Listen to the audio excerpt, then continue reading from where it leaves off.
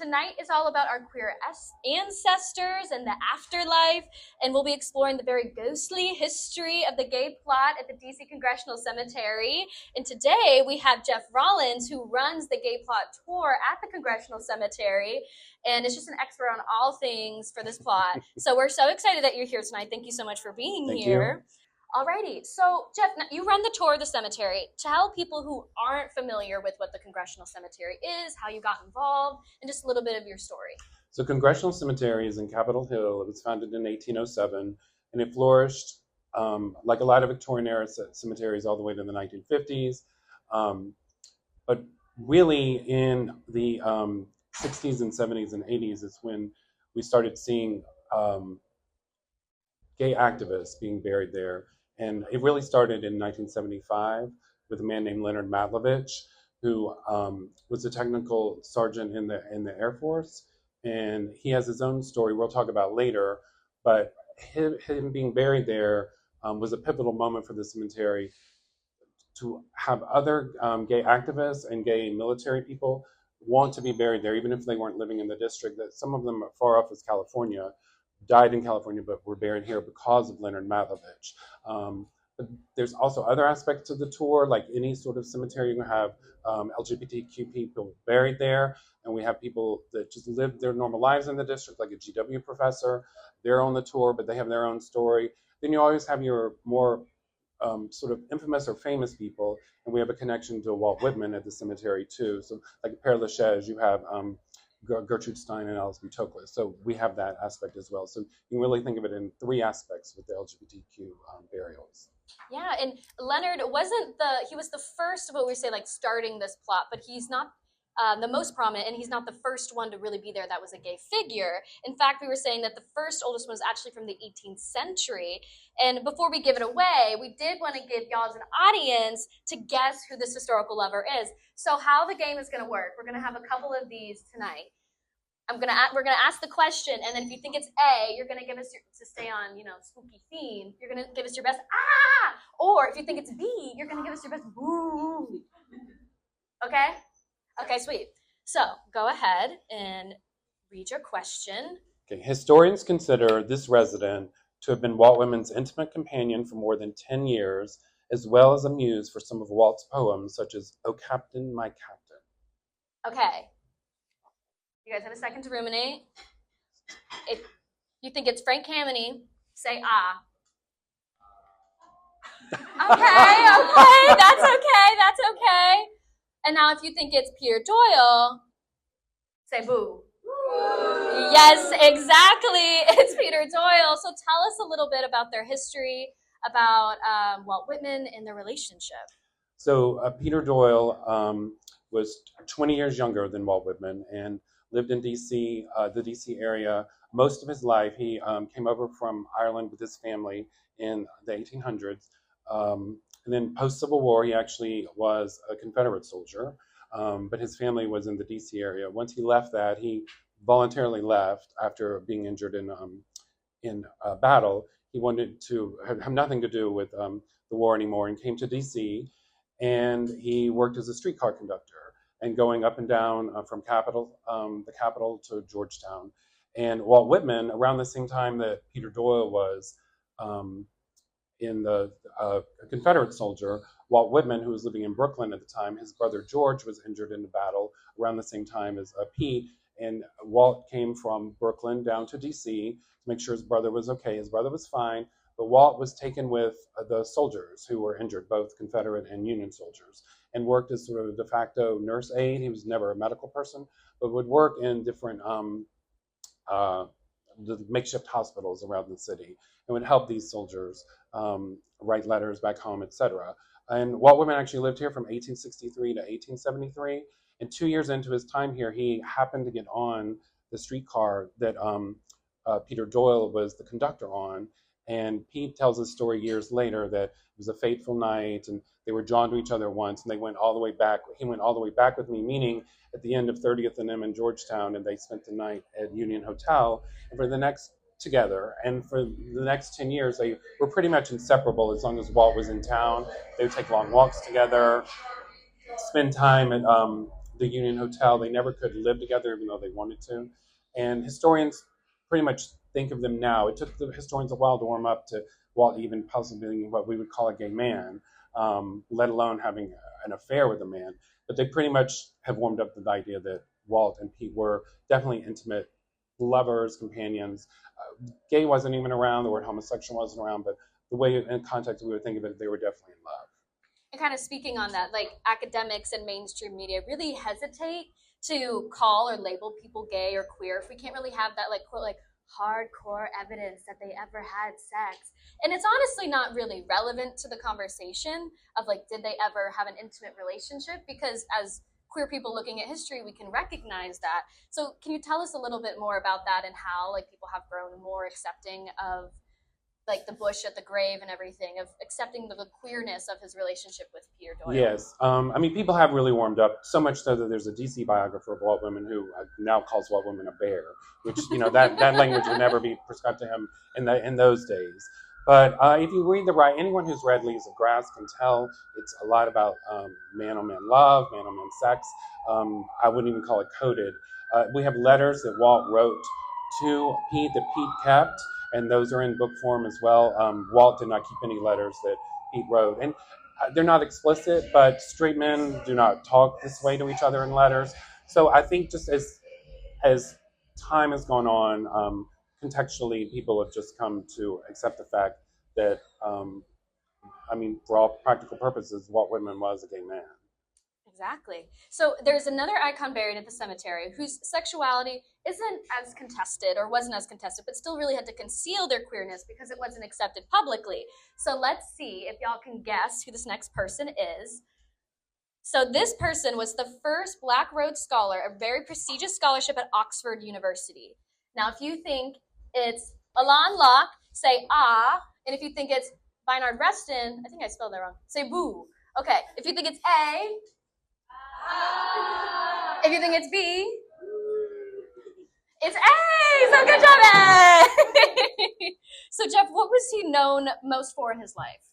So Alain Locke was born in Philadelphia to the Black Victorian middle class. His parents were very into education and really pushed for Alain to pursue that. He went on to Harvard to not only get his bachelor's, but later a PhD. He was the first Black Rhodes Scholar.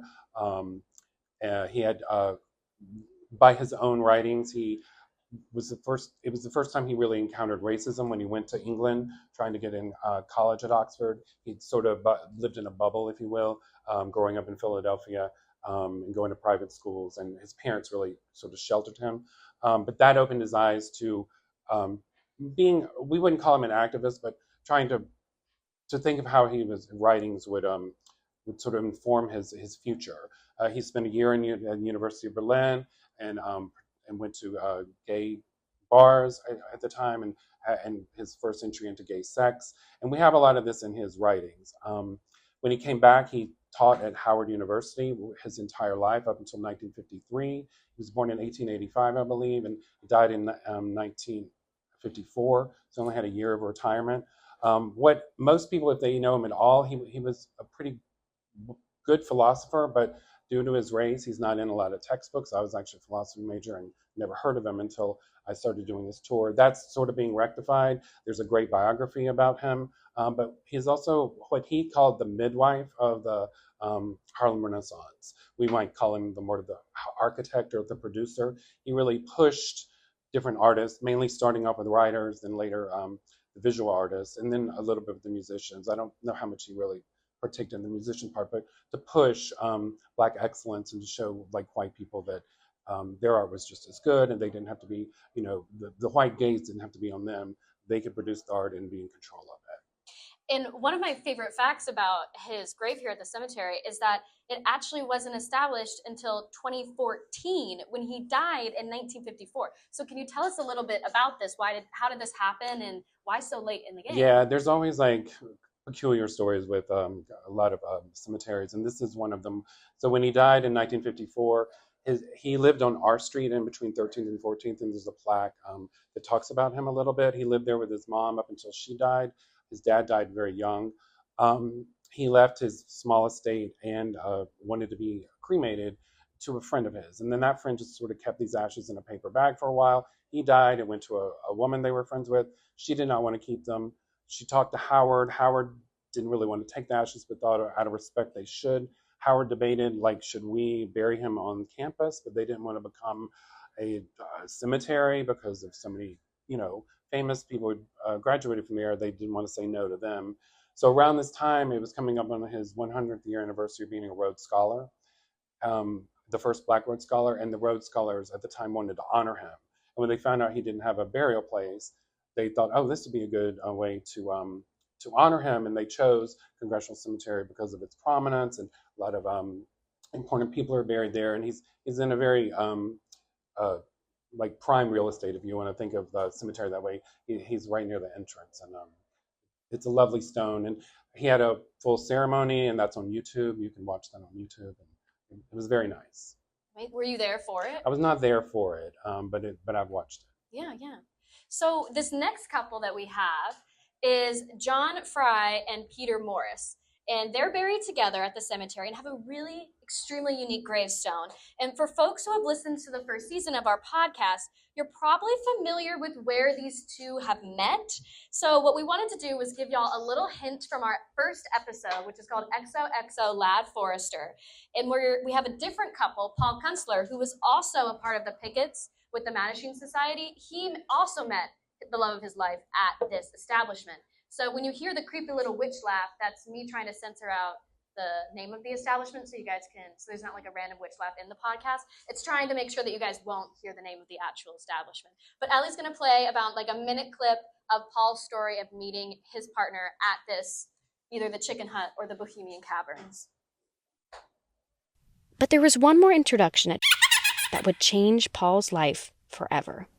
I believe he was sitting in the middle, and I was sitting over there. And I think he sent me a beer. Paul met his partner of 42 years at Stephen Brentnell. I'll show you a picture of him. He pulled out a thick wallet filled with cards, cash, and other mementos, and then a small, slightly tattered photo emerged. This is in Amsterdam in the summer of 2000. Wow.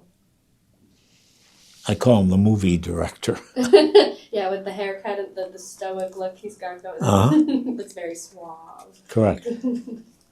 While the federal government was hunting down the queer community in hopes of destroying their careers, families, and way of living, I like to think of Paul's story as a reminder that queer joy existed and will always continue to exist, even amongst a backdrop as frightening as the Lavender Scare. Paul found not just a gay community, but a life partner. He found a love so profound that even 20 years after Stephen's passing, he carries an original photo in his wallet with him every single day. So that's a little clip from XOXO Lad Forrester. And so we would love if you guys could now try to guess where you think Paul and John Fry and Peter Morris met. So if you think it's Chicken Hut, say, do your little ah. And if you think it's Bohemian Caverns, give us a boo. Oh. Y'all are right. It's the Chicken Hut. So like we kind of mentioned in the clip of the podcast, we're experiencing the Lavender Scare right now, which for context is when the federal government made it illegal for you to be a homosexual in the government. So Chicken Hut was one of the places that was surveilled by the FBI and raided by the FBI to try and weed out gay men who are working in federal government. And so this is kind of the environment that John Fry and Peter Morris were working under. So how did this kind of impact their life? Yeah, so John Fry and Peter Morris were both students at Catholic University, but they met at Chicken Hut. They were both born in 1929. So if you think when they're in their 20s, like this time period, we don't have gay bars like this, but they existed, but they were always sort of undercover, or the Chicken Hut was a restaurant by day, and it was sort of a gay white male, cisgendered male bar at night. And that's where really from the mid 40s, late 40s through the 50s was sort of the place to go if you were a gay white male. But by going there, you really were putting yourself at risk. So John Fry was working as a professor at GW. Peter Morris was on later was on the board of the Catholic gay aid group Dignity. But they lived together really from the time that they graduated undergraduate. So some of their landlords were very suspicious of them and did not particularly condone their relationships. And just by going to these places, it really put them at risk. And that was really throughout the whole city. There were black bars on U Street, the same thing with that. A lot of lesbians would go to restaurant bars, and there were a couple of bars like that. But if you were a federal worker, you were going to be much more conservative and probably go to a hotel bar. If you had more private jobs, you might go to something like the Chicken Up, but they were still being rated. Like if you had an alcohol drink, you couldn't even carry it. If I moved over there, I would have to go over there, and someone who works here would have to bring me the drink. You had to sit down.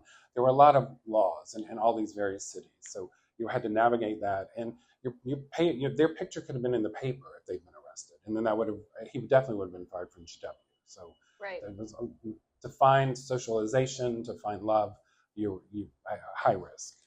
And so this is a picture of their gravestone, and it's a picnic table. Right. So tell us a little about this. Why did they pick a picnic table for their gravestone? So this cemetery was founded in 1807, and it's part of the Victorian. It's not technically a rural garden cemetery, which was started in 1850, but the Victorians had a more romanticized view of death and wanted the cemeteries to mimic a park.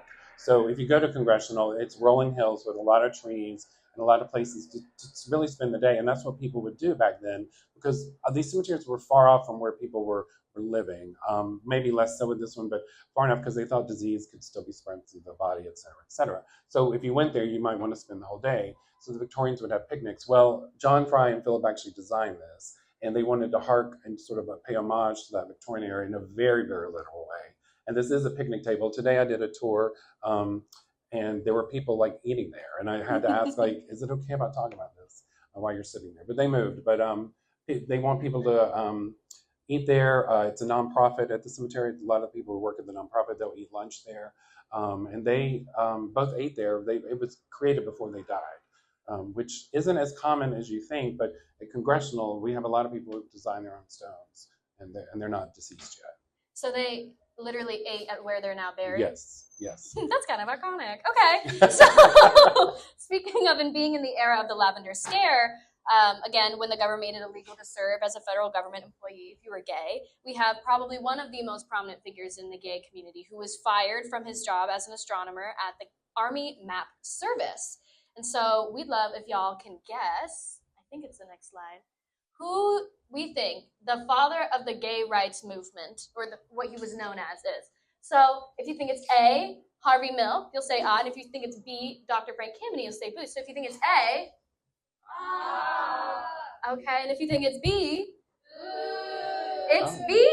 It's Dr. Frank Kameny. So tell us a little bit about his story and about him coining this term, gay is good. Yeah, so Frank Kameny was born in 1925. He served in World War II. He also got his PhD from Harvard in astronomy. He taught 1 year at Georgetown, and then he got a job in federal government at the Army Map Service. And he had only been there a few months when, during this Lavender Scare, where, it's in the same time when the Red Scare is happening, when they're trying to root out communists, which at least I know more from, like, they were rooting out movie stars, which, but also in the federal government, they didn't find as many, but they found a lot of homosexuals. And I think for a while they were firing like 60 a week. It's hard to get a number exactly how many people were fired. Up until the time, it was 1957 that Frank was fired. People who had been fired before him pretty much just went off into the shadows, maybe tried to find a job in the private sector. A lot of them have specialized jobs, which is still true in DC, and there was nowhere else for them to work, so they ended up in poverty. Frank, though, fought it. From the moment that he was called into the office, he questioned them in the office, saying, where have you heard this? What are you accusing me of? And so he got a lawyer to try the case, and then the lawyer tried. It didn't go very far. Then Frank became his own lawyer, even though he had no lawyer training, and it went all the way up to the Supreme Court. He petitioned the Supreme Court to hear the case, and they refused. So that ended his case, but it started a whole career of him trying to provide legal aid to, even though he never was a lawyer or even a paralegal, legal advice to civilians who were fired, but also people who were discharged from the military. And then this kind of birthed also the movement of the Mattachine Society, which we talked about earlier, is who ran a lot of these pickets that we are now mimicking. And of course, if we're going to talk about these pickets, if we're going to talk about the Mattachine Society, we have to talk about me. which I don't know if you guys remember who I am, but we can try and guess if you don't. So we're gonna think, Ellie, I think it's the next one. Who do we think the mother of the gay rights movement is? Is it A, Barbara Giddings, or B, Eleanor Roosevelt? Oh, A? Oh my gosh. Yeah, it is A. It is A. It is Miss Barbara. And so what we want to talk about, though, is she was instrumental to the movement. And I also just love her and her partner's gravestone. I think it's beautiful. But tell us a little bit about her and how she got involved in the movement with Tammany. Yeah, so Barbara was born in Austria, and her dad was a diplomat, and then she lived in Delaware for a while, and then she went to 1 year at Northwestern. She always sort of knew she was attracted to, at the time, to girls. She didn't understand really what it was or to put a word to it, but a teacher did. There's actually writings where a teacher didn't let her into some honorary society because she thought she was not living up to like a moral type code that a student should live. So, yeah. And then when she went to Northwestern, she knew she was attracted to women, and she pretty much failed out of Northwestern because she spent her whole time going to bookstores and the library to find anything written about homosexuality. And at that time, you either had medical textbooks, psychology or psychiatry that talked about it being a mental disorder, or you had books like The Well of Loneliness or dime store novels that you could find at a like a drugstore, where the lesbian or gay man would inevitably die at the end, or be arrested, or a mix of both. So Barbara did not go back to Northwestern. She moved to Philadelphia, and she kept trying to find people like her. She went to New York. She took a bus up to New York to go to a gay bar. She said that she thought that you either had to be femme or butch, and that she couldn't be femme, so she dressed butch. She got some clothing of the male gender, which put her at risk, because if you wore more than 3 pieces of clothing at that time in New York, you could be arrested of the opposite gender. So she was putting herself at risk. She didn't really like the bar scene. So she comes back to Philadelphia and hears about some gay groups that had started in California. Mattachine started in 1950. You had the One Inc., which started a little bit later. Then you had the Daughters of Bolitas, which started in 1955, I believe, which was more lesbian oriented. The other two were a little bit more focused on men. So she went to San Francisco. She met the founders of Daughters of Bolitas, came back, took a couple of years to actually join. Then the West Coast people said, oh, why don't you open up an East Coast version? So she opened up a chapter in New York and would try and get women to come. And she really did that really through the early 60s before she meets Frank. She meets her partner, Kate Tobin, in 1961 because they decided to open up a sort of a New England chapter. They met in Rhode Island in 1961. It was pretty much love at first sight. And they were together up until Barbara's death in 2007. Barbara died, unfortunately, from breast cancer. Kay died in 2021, which I think we're going to talk about. Kay? Yeah, she died in 2021. And actually, Barbara was not buried here in 2007. They did erect this bench in 2007, but they had a service in Philadelphia for her. And Kay kept her ashes on the mantle in their retirement home in Philadelphia until Kay died. Wow. And then they were recently interred, I think in 2022, in the bench. Wow. Yeah.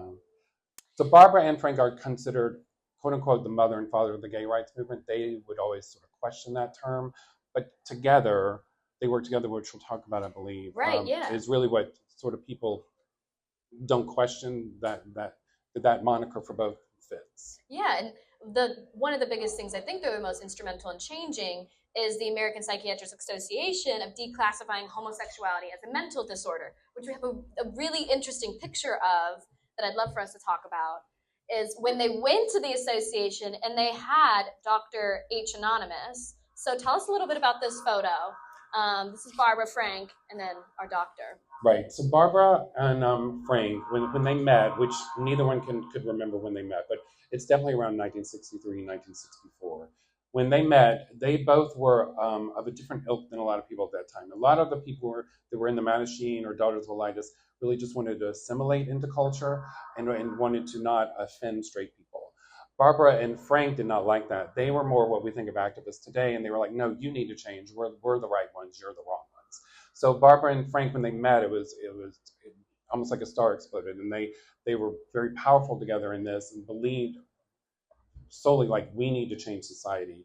We don't need to change for society. So Barbara always said, we can fight the morality, we can fight the religion, but we can't fight the science, because the Diagnostic and Statistical Manual at the time, I'm not sure when they were added this, but they added homosexuality as a mental disorder.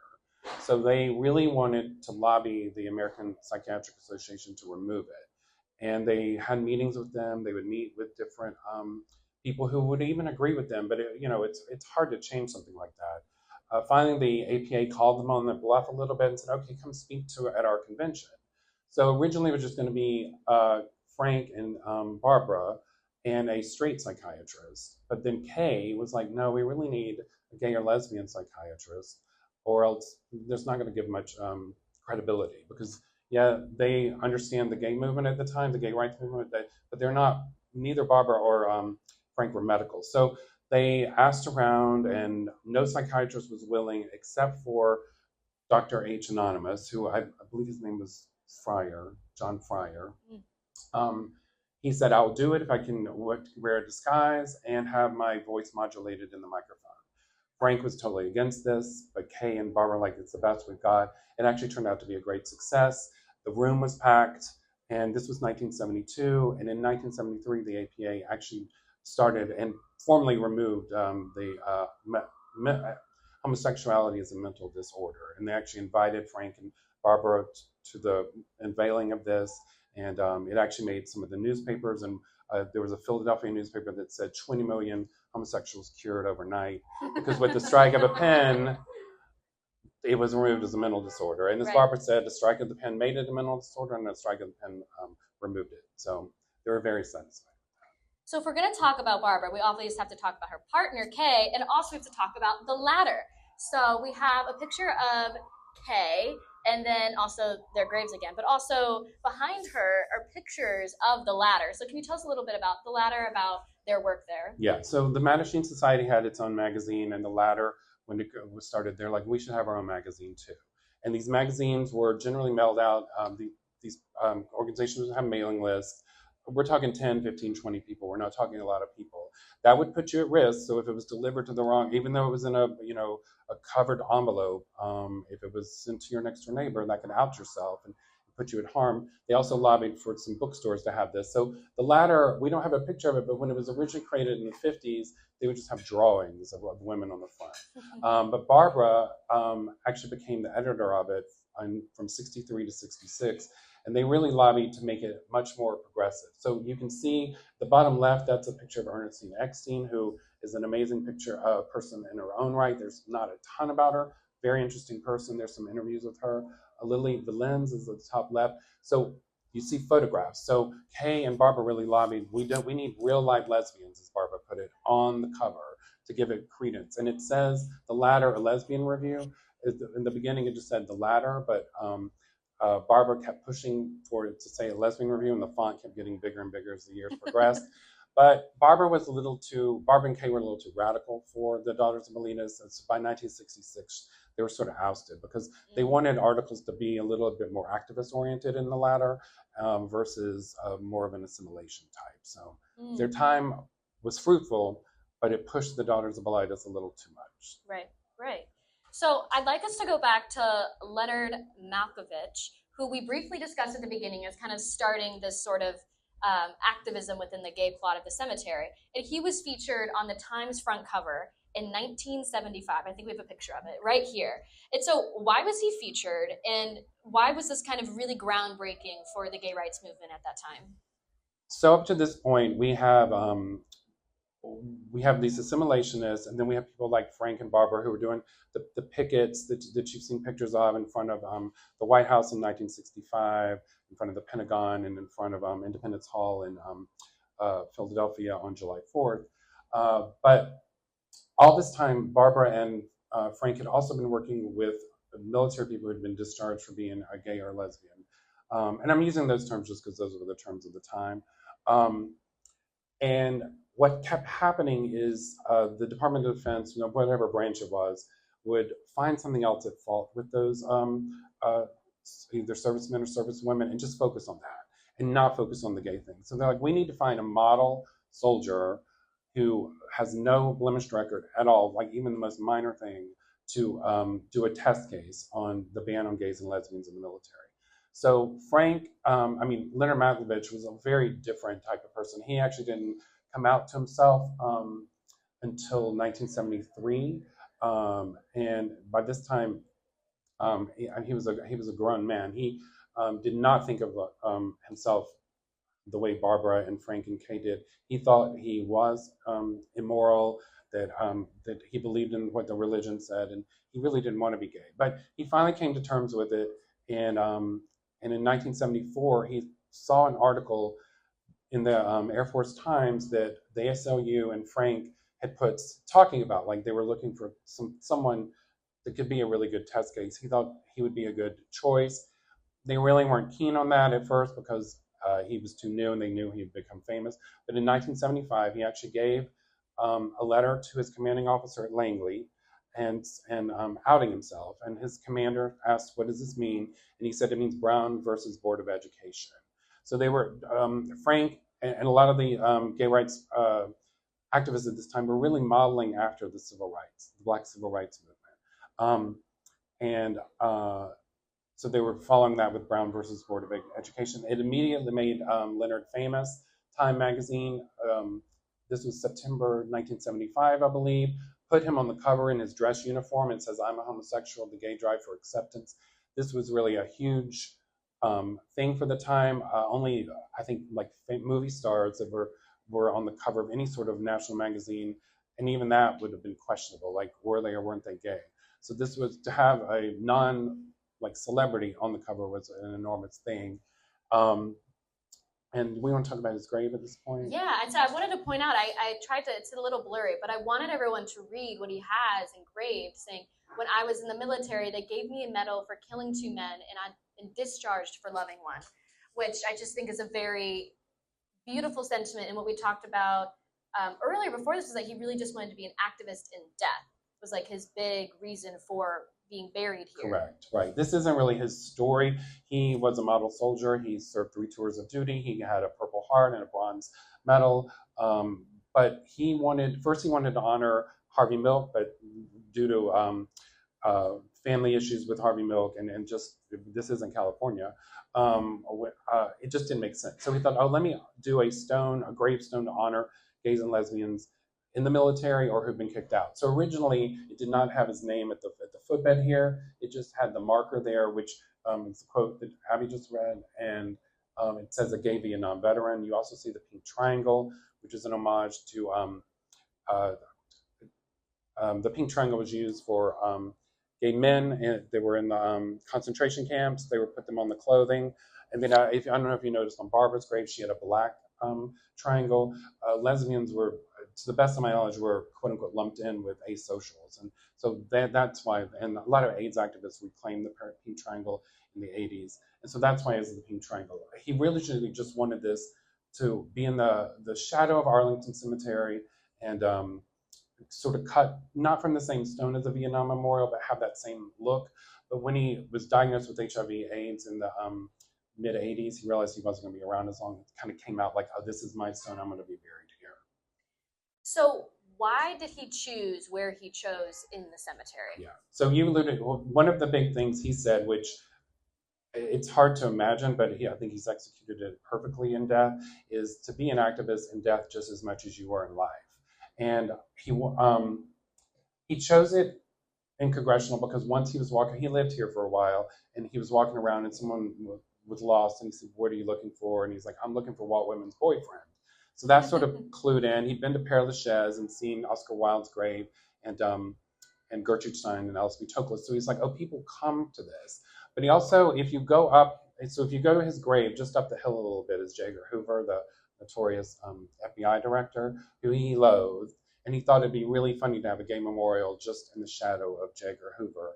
And then Clyde Tolson, who worked with J. Edgar Hoover and had breakfast every day, we're allowed to say that, is buried just a few up from his grave. So he really wanted to sort of, put his nose up to like J. Edgar Hoover, but also have something meaningful in a prominent cemetery, but not a federal cemetery. Right, right. And then the last gravestone that we have, I think, is maybe one of the most unique ones. It's this entirely cube, and Ken did this himself. Yes. So tell us a little bit about Ken Dresser and Charles Fowler, this couple, and why they chose this, and also why they're buried there. So Kenneth Dresser and Charles Fowler, Kenneth was born in 1938, and Fowler was born in 1931, but they both died in 1995. They lived here for many years. They were partners. I'm not sure when they met, but they were partners up until their deaths.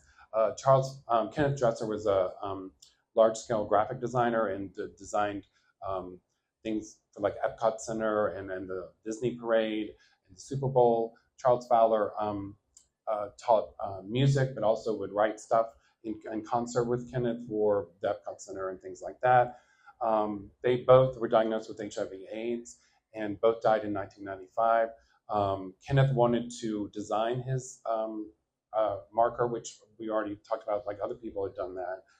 He actually ran into homophobia in designing it. The first company ghosted him, and then when he really questioned them, he found out that the company did not realize it was for two men, and they refused to do it. He found a company to do it, and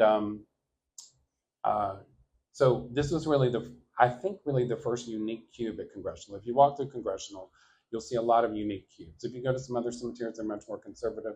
As long as it's not offensive, Congressional is going to go for it. One thing interesting, and as I started doing these tours, it made me realize, not true for John Fry and Philip Morris. To my knowledge, they did not die from HIV/AIDS, but they did, and Kenneth Dresser was not ashamed of it. In his obituary, it actually at the end says, died from AIDS. And so this made me realize, really in the 80s and 90s is when you start seeing same-sex couples who are not famous, like a Gertrude Stein or Alison Toklas, be buried together. And they were not only usually outing themselves to their family that they were gay, they were also outing themselves as they were probably going to die early. And I think this is a very good way to display this, because Kenneth especially, I could not find Charles's obituary, but the fact that he wanted to say that he died from HIV/AIDS was really bold at that time, because a lot of people, even if they were in control of their on burial plots, which a lot of times families just intervened to kick their lover out, their partner out, because they didn't have legal protections at that time, and would not say the cause of death, or it may be cancer. You had a lot of people in their 20s dying from cancer during that time period. But Charles was not ashamed. Kenneth was not ashamed of it. So we've gone through a lot of different graves and a lot of people, and there's so many more that are on his tour. So I encourage everyone to please take the tour, because there are so many other brilliant people and just a beautiful cemetery that you're able to walk through. But what's maybe one of your favorite anecdotes or stories that we haven't highlighted, either from giving this tour or from the history that you've learned? I think one is that Barbara, I could go on with Barbara Giddings all day. But Barbara, I talked about how she knew that something in her was different than other women or girls, and then women as she was older women. And when she finally heard the word homosexual, she pretty much fell out of college just trying to find something to read. She worked with the Gay Task Force at the American Library Association in 1970 to create a list of positive lesbian and gay writings. And at the time, I think there were only 32 things that they could put on this sheet of paper. But now it's grown into the Stonewall Barbara Giddings Award. It's given out to an author each day. There's still the bibliography that she helped create back in 1970, 71. And, it's someone who also during my time in the 80s was like trying to find things in books. Like I owe her a debt to that, because it was very easy for me to find things. It was not easy for her. So I talk about that at the tour. Yeah. And for people that are just learning this history or have taken your tour, what is something that you want us as an audience, people listening to this podcast, and people taking your tour to really walk away with? What do you think is one of the most important messages people should learn? I think a cemetery like Congressional or any major city in the United States, especially on the East Coast, where you have all of American history. The LGBTQ plus history is American history. And while we talk about some people who were just local citizens or connected to Walt Whitman, having this, what we lovingly call the gay corner, we never called it that, and it was an organic thing that created it. It's a really clear example of American history, which we are a part of, and there's nothing to be ashamed of. And it really tells a story from the modern day gay rights movement all the way to now. Like, we actually have a grave of U.S. Navy Commander L.A. Skrillet, who died in 2019, but on her grave it actually says bisexual and queer. So, you know, we've gone for like invisibility to gay and lesbian to like actually having more modern language actually on the stone. So these people are having their activist language on stones, but also just saying, I'm here and we're part of the American fabric just as much as anybody. So at the end of every episode, we have someone leave a voicemail. So in these, we're going to have Jeff leave a voicemail about his favorite memory at the cemetery.